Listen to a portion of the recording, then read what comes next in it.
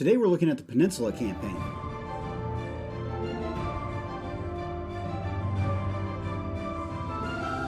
Hello, welcome to the Daily Bell Ringer. Please don't forget to subscribe and take a look at the questions down in the description. Also, I'd love to see your answer to question number 5 in the comments below. So after the first Battle of Bull Run, both the Union and the Confederacy began to realize that this was going to be a long and bloody war. And both sides knew they needed to get their armies better trained and prepared for battle.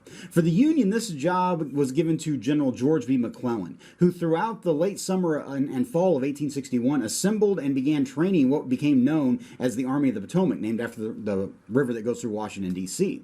This army was over 120,000 soldiers, the largest army ever to march on the North American continent, and this army was absolutely massive. It was virtually a moving city. Their supply train was said to be over 4,000 wagons and stretched for several miles. And although McClellan had, truly an unmatched army in American history, he was very reluctant to move into action with it. In fact, President Lincoln, urged McClellan to move with this army towards the Confederate capital, but really there was no sign of movement from McClellan. And in fact, Lincoln said, if General McClellan does not intend to use his army, may I borrow it?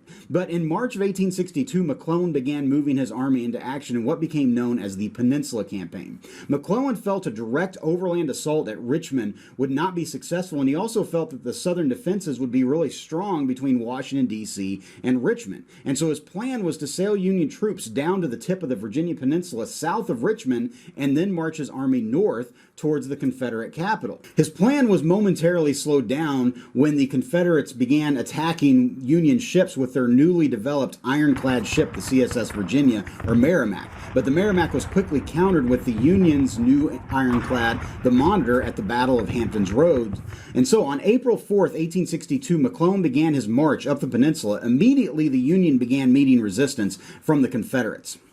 The Confederate Army of Northern Virginia under General Joseph Johnston, which numbered around 60,000, began to slow McClellan's advance.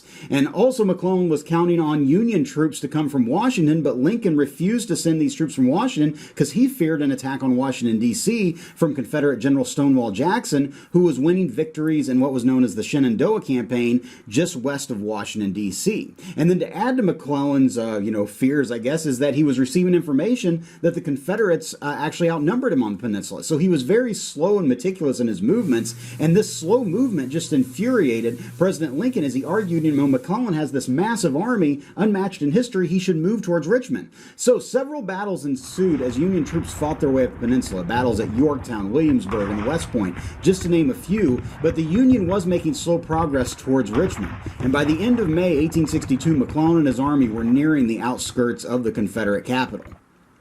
Heavy rain slowed down the Union advance, and on May 31st, Joseph Johnston attacked McClellan's army at the Battle of Seven Pines.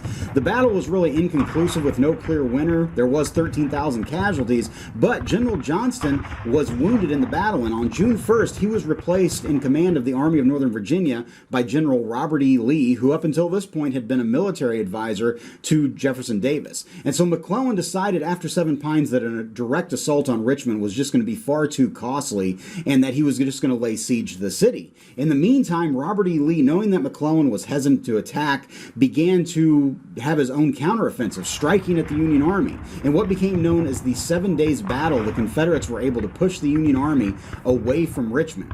And so by July of 1862, the Union had fallen back, and McClellan continued to argue that he was facing forces of 200,000 Confederate troops, when in fact, at the strongest, the Confederates were only about 90,000. In fact, the Confederates kind of, I guess you could say, capitalized on this by using tactics like tying big branches behind horses and dragging them along dirt roads to bring up huge plumes of dust. And, McClellan would look across the field and see this giant plume of dust, and he would argue, there's an army of 20,000 men marching down that road. So they really played on this. But the Peninsula Campaign was a failure, and really Robert E. Lee had taken the advantage now, and he was going to continue to push his advantage through late summer of 1862 into the fall of 1862, and he's going to place himself and the Confederates in a position that they could possibly strike at the Union in the North, and we're going to get to that later on. So for now, hopefully you learned something, and thanks for watching.